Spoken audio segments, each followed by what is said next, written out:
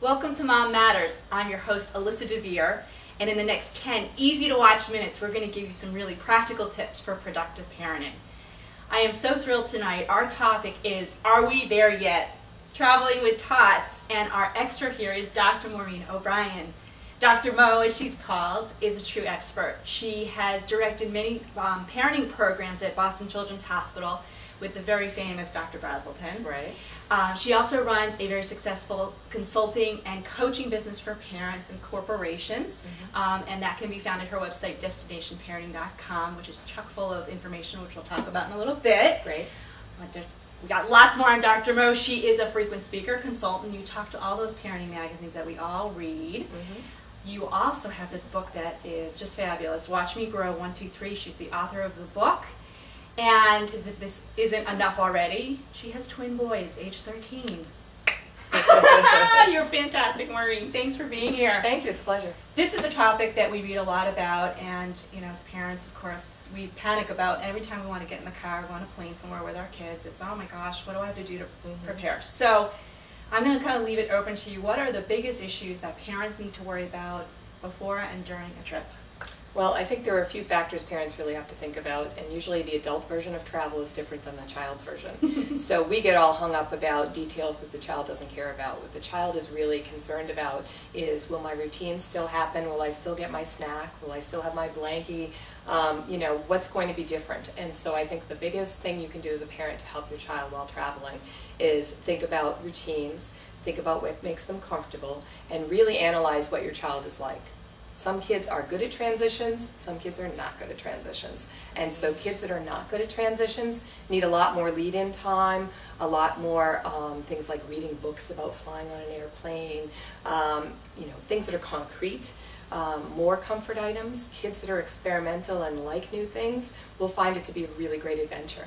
And other ones might not, right? Well, it's a controlled place. I mean, the kind of things that make us uncomfortable as adults, Alyssa, are also really hard for kids. So being stuck in a small space, having to wait in lines, having other people tell you what to do. Kids don't like that anyway. I don't like that. Trust me, none of that sounds right. Good. So, to some degree you're going to prepare them and you're still going to end up with real surprises on your trip. How far in advance of taking a trip do you actually start talking to your child about it? And does it depend on the age of the child? It depends on the age of your child and, again, their temperament. If they're an anxious child and you sort of over-prepare them, you can create problems where there aren't any. Oh, good point. So what I say is talk about what you're going to do when you get there. Less about what's going to happen, how many planes, how many times we're stopping.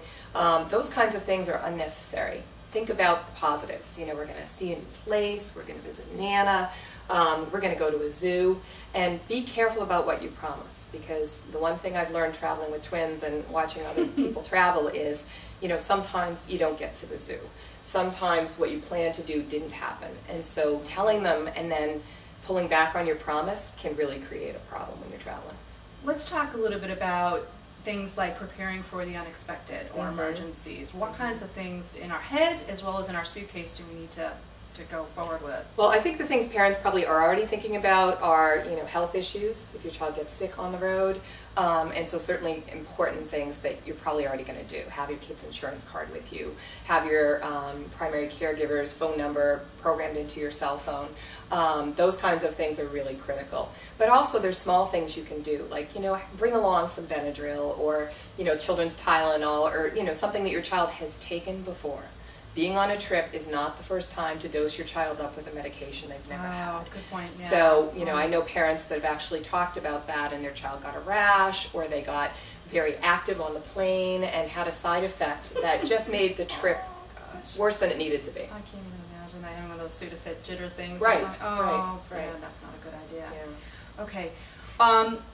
Let's talk a little bit about safety. Car safety, plane safety, and just general safety. You go into a foreign place. What are some of the things that you need to think about in those terms? Well, I think the good news is that you can tell your child, it's not my rule, it's the pilot's rule. It's the airline's rule. It's, I'm not making this up. So they tell you you have to be in your car seat at a certain age or up until it was 40 pounds to have a car seat on a plane. People used to carry their babies in their laps because maybe they wanted to save the money on an additional seat. I say really look at the big picture, because having your child in your lap for a long period of time is stressful for both of you. And so if you can possibly afford it, the best thing to do is to get 2 seats. If you're going to, not get your child a seat, that leave the middle seat open, and chances are the minute somebody sees a child there, they're going to go elsewhere and you'll get a seat for free. So, you can hope that happens, or you can really plan, bring the car seat on, load up ahead of time with an easy foldable stroller, and, just try to think portability. Yeah, that is really key. What about like safe toys to bring, things I think, see you brought something here that I think looks really cool. Well, I'm a big fan of multitasking, and as any mom is, and so the more you can bring things that are small but washable, because things will spill and get ruined, and this one happens to be both a toy and a teether. And so, again, if you drop it, it's easy to pick up under the seat. It's fun for your child to play with. It doesn't make noise to avoid, to annoy your fellow travelers. Right. And so there's sort of do's and don'ts about what to bring on a plane too. Okay, those are really good points.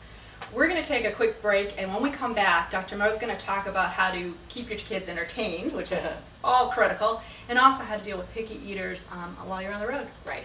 We'll be right back. Every parent knows at any crowded venue, just a split-second distraction is all it takes. And without identification, your child is lost. Finally, there's a solution. Wanderwear. T-shirts and child identification tags that give parents peace of mind.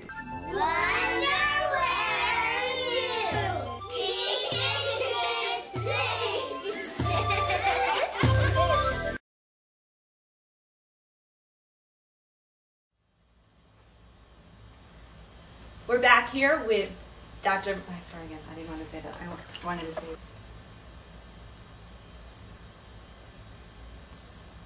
Welcome back. We're here with Dr. Maureen O'Brien talking about traveling with Tots. Dr. Mo, how do we keep those little monsters busy so they're not screaming and flailing in the back seat of a car or in the plane? What do we do? Well, the enemy of any child is I'm constrained and I'm bored. So as a parent, you have to be creative.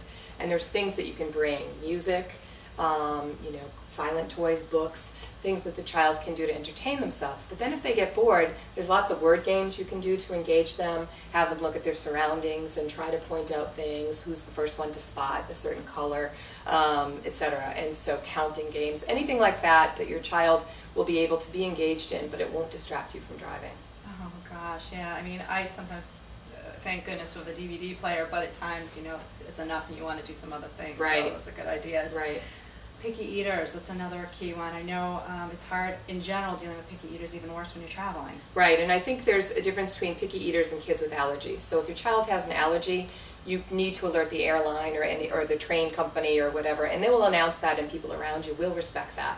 But you need to also have a backup, have lots more snacks than you think. Don't show it all to your child because they're going to want it all. So bring it out and sort of space it so that periodically when their energy is getting low, that's another way they can spend some time. But definitely bring stuff with you on the road. Bring, and there's very unfamiliar foods in a lot of places kids travel to, so that's another way kids find comfort is, goldfish are the same when I'm at Nana's and when I'm at home. Oh, that's a good point. We've skimmed the surface on a lot of these issues, I realize, but I know that there's some tremendous resources starting here with your book again, the Watch Me Grow 123, available on Amazon.com and bookstores and so forth, but also I want to let people know about your website as well, because on destinationparenting.com there is just a wealth of articles and all kinds of resources that get into more details on everything that we talked about today, right? Right. I mean, I really hope that they're helpful tips for parents, because it should be fun. It should be an adventure. It shouldn't be stressful. Well, thank you so much for being here today. We're going to wrap up today's show and once again refer you to our blog, which is running on the bottom of the screen right now. There we list all our previous shows, information about upcoming shows, and ways that you can subscribe so you can be notified about new shows coming out. Thanks again for joining us. This is Alyssa Dver for Mom Matters, giving you practical tips for more productive parenting.